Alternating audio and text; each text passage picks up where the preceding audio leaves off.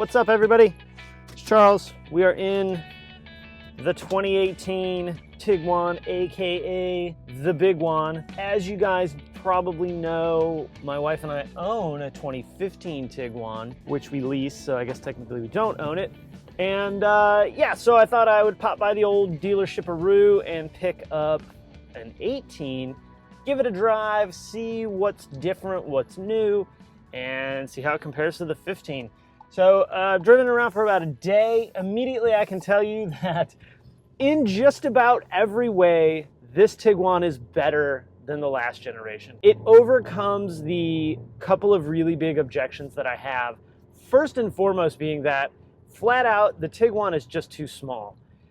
It almost feels smaller than a four-door Golf. It's built on a similar platform, so that would indeed make sense. This one's built on MQB, so it can be considerably bigger, like the Atlas, and still have the same like fit, finish, feel, drivability of all the other Volkswagens, or at least the ones built on MQB. So this is a complete redesign. There's very little that's the same on the Tiguan, obviously the name, but other than that, it is a complete redesign. And you'll see in this car that it takes so many styling cues from Mark 7 Golf GTI, Golf family, all that rounded, the stupid rounded vents gone, everything's angular, looks a lot sharper, a lot crisper. I don't have that spot of chrome on the shifter and around the shifter bezel that when the sun hits it just right blinds the crap out of you. This one's also pretty decked out with the pano sunroof and CarPlay, heated seats, power seat, power liftgate. Power liftgate is another one that I feel like pretty much any car that has a hatchback in this day and age should have a power liftgate. The last Tiguan didn't, this one does. I do think it's an option, I don't think it's standard. Of course, you'll have to check with your local purchasing place to be sure on that one. They've added all the amenities that really should have happened in 2016, but didn't. So CarPlay, multiple USB plugs throughout the car, lane depart, well, this one doesn't have lane departure, but adaptive cruise, blind spot monitoring, rear assist, it's got that too, which is really nice. I mean, that's stuff, it's not required to be standard now, but before too long, it's gonna be required to be standard. So let's talk about the drive, because I think one of the things people were concerned about is that they cut the horsepower down, 15 horsepower, I think, give or take, from the last generation Tiguan to this generation Tiguan. And I'll be very blunt, it's noticeable. You notice that there is a little bit less power in this car than there was in the last generation. You're also hauling around a bigger car, and this one's a 4Motion. So that plays a tiny, tiny, tiny part in it as well. But you do feel the decrease in horsepower.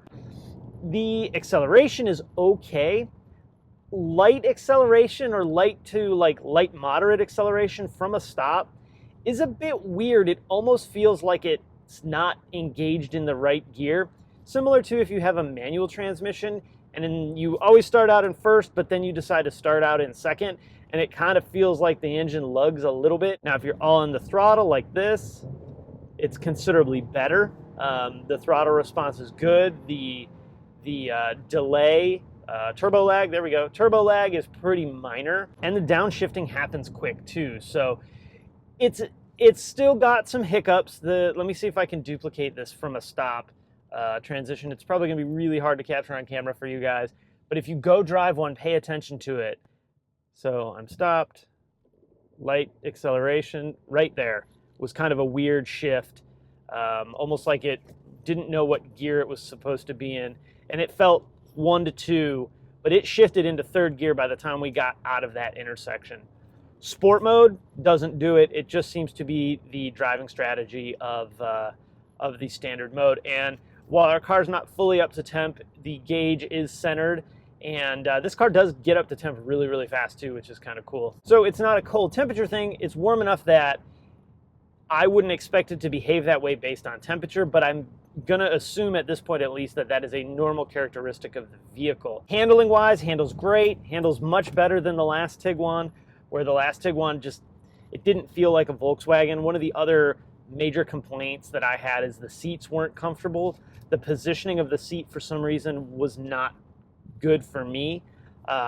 This one's better. It's much, much better. So all in all, I think the redesign is great. You know, more cubbies is what the American market wants. The lack of horsepower, I think, for most people is not going to be a problem. But the good thing is the aftermarket will probably take care of that. So I like the car overall. I like it a lot more than the last generation Tiguan. If we were leasing this Tiguan versus ours, I would probably keep it. That little awkwardness on first acceleration, I think probably would go away, at least in my head, or it would go away with a tune. I don't know if anyone's considering that to be a problem or not. It may just be, like I mentioned before, a characteristic of the vehicle. But the Tiguan, the last gen Tiguan, had some quirks like that too. So I'm not hating on the whole entire car just for that. As far as accel, decel, cruise control, all much more refined than the last generation Tiguan. One of the other concerns I had on the last generation Tiguan is oftentimes it felt like it was in the wrong gear, like it was in too low of a gear, which probably did account for a portion anyway of its pretty poor fuel economy. Since we left, we've averaged 23.9 miles per gallon. That's been a pretty short trip, car not fully warmed up. On our travels yesterday, it averaged just under 30, which I am not a light-footed driver. And again, this is considerably bigger of a car than the last generation Tiguan. All right, so pretty good overall. More room, more space, more cargo room finally. There's a handful of things that I don't love. Some of them have very legitimate reasons why they are this way. Others, I'm sure there's a reason. I don't care what it is. I don't like it. Thing number one, the rear cargo area fitment of the cover at the bottom, as well as the tonneau cover or the cargo cover, they don't cover the whole thing. And I'm pretty sure the reason is because they made one style of it, and that'll accommodate this car, like this one with 4Motion, the ones without 4Motion, and the ones with a third row seat. I'm pretty sure the fitment of those is based on all of the cars having a third row seat, so they didn't have to design 2 or 3 separate ones. You also may notice that the car shut off. This does have start-stop.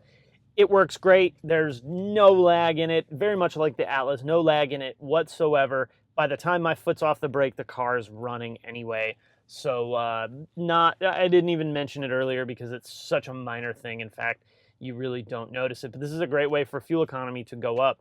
Like right now, I'm sitting at 25.6 average miles per gallon. The other minor thing that I don't like is that the car does not have exhaust tips where it has exhaust tips. This is a new thing. I get why they do it. It's nice job there, buddy. It's for looks, right? It's to keep that nice chrome exhaust tip chrome if you don't have exhaust gas coming out of it. So I get why. It's just a little cheesy, and you know, it probably is not going to really bother anybody except us car guys and gals that like to have our exhaust tips actually be exhaust tips. So very, very minor. Just want to point it out for you guys. One of the things I hate about it is the armrest. This armrest does not adjust. Why would it not adjust? That's a pretty good thing for Volkswagen as a brand. My Passat does it. Our Tiguan does it. Not only does it have a ratchet in height, it slides forward and backward. Luckily for me, it's actually not in a terribly uncomfortable position, but I would, instead of having my arm here, like it to be about here.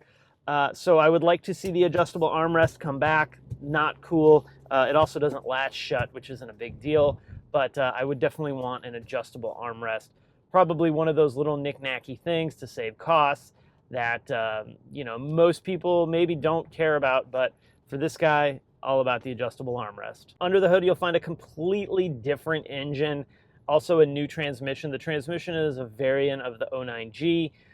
They just added more speeds, so drives very similar. Again, other than that 1 to 2 shift, downshifting, upshifting, in and out of cruise control, all smooth as could be. Really, really pleased with that. Power transition is good. Turbo lag is pretty low. You'll notice the car shut off again. You wouldn't notice it, except the car gets really quiet. The air conditioning still works. Everybody's happy, but the steering loses its assist. So that's kind of weird, but I just took my foot off and the car started. So by the time your brain registers lights green, unless you're trying to play Johnny Race Car, you won't really have this to be an issue. This is going to be a more common thing on cars going forward anyway. So if you hate it, buy a car that doesn't have it. If you hate it, get used to it, because it's probably going to happen more and more. And you can turn it off, right? You can turn it off, but if you turn it off, as soon as you do a key cycle, it'll turn right back on again. So it defaults to the on position, which makes sense to me. All in all, I like it. I think it's a nice car. It has its quirks, like every car on the planet does. This one retails, I think, right at 36 grand. Again, 4Motion's going to add to that. Pano roof is going to add to that. The panoramic roof is cool. It has an ambient lighting bar, so it'll provide a little bit of ambient light inside the cabin. It should be on. You can't see. Maybe I have to have the lights on. Yeah, you can't see it now in the daytime, but I'm excited to check that out when it gets dark. That's all controllable through the MFI. Oh, one other thing, I'm just looking at the vehicle display. One other thing I'm looking at the vehicle display, it fingerprints really bad. Not a big deal, you know, nothing a little cloth won't take care of, but it does leave fingerprints pretty bad on the radio. So just all minor things. Again, guys, my complaints are typically ultra minor nitpicky complaints from a tried and true Volkswagen owner. So keep that in mind. If you're coming out of another vehicle, it may not be any kind of problem for you. But I wish this is what our Tiguan was, because we would probably be keeping it rather than I'm excited to turn it in on lease. The extra room is amazing. It's what the Tiguan should have probably been back either 2016 when it had some interior redesign, or really, what was it, 2011 or 12 when they did the facelift. This is the Tiguan we should have got, and I think the American market would have been pretty stoked about that.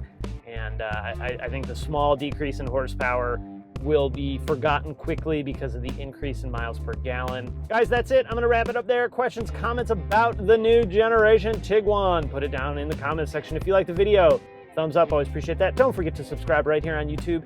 Ding that notification bell, and over on the blog at HumbleMechanic.com. Shout out to Leaf VW in Cary, my former dealership stomping grounds, for hooking me up with the Tiguan for a couple of days so I can test drive it. Don't forget, follow me on Facebook, Twitter, Instagram, and of course Snapchat. Guys, thanks so much for watching, and I'll see you next time.